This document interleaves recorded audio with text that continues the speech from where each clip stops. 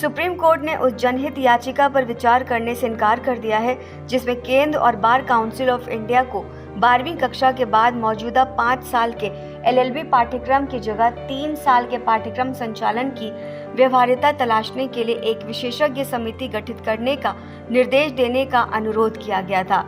प्रधान न्यायाधीश यानी CJI DY Chandrachud और न्यायमूर्ति JB पारदीवाला की पीठ ने कहा कि 5 वर्षीय LLB पाठ्यक्रम सही चल रहा है और इसमें छेड़छाड़ करने की कोई जरूरत नहीं है।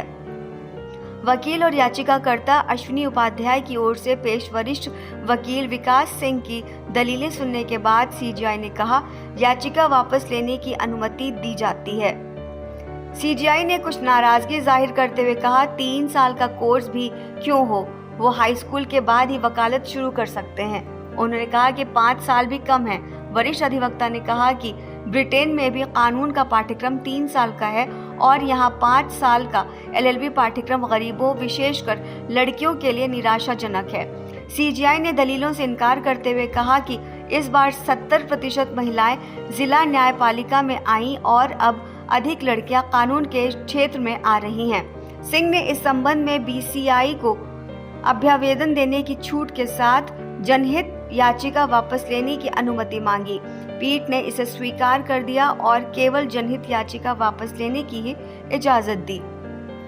जनहित याचिका में 3 साल के LLB पाठ्यक्रम की व्यवहार्यता का पता लगाने के लिए एक विशेषज्ञ समिति गठित करने के लिए BCI और केंद्र को निर्देश देने का अनुरोध किया गया था। वर्तमान में छात्र प्रमुख राष्ट्रीय विधि विश्वविद्यालयों द्वारा अपनाए गए कॉमन लॉ एडमिशन टेस्ट के माध्यम से कक्षा 12 के बाद 5 वर्षीय एकीकृत कानून पाठ्यक्रम में प्रवेश ले सकते हैं। छात्र किसी भी विषय में स्नातक करने के बाद 3 साल का LLB कोर्स भी कर सकते हैं।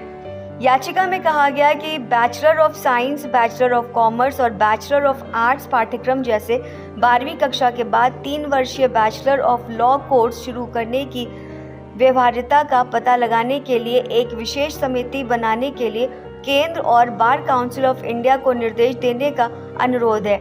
इसमें दावा किया गया कि एकीकृत पाठ्यक्रम के लिए 5 साल की लंबी अवधि मनमानी और तर्कहीन है क्योंकि ये विषय के लिए अनुपातिक नहीं है और छात्रों पर अत्यधिक वित्तीय बोझ है। याचिका में पूर्व कानून मंत्री राम जेठमलानी का उदाहरण दिया गया था जिन्होंने 17 साल की उम्र में अपनी विधि कंपनी शुरू की थी।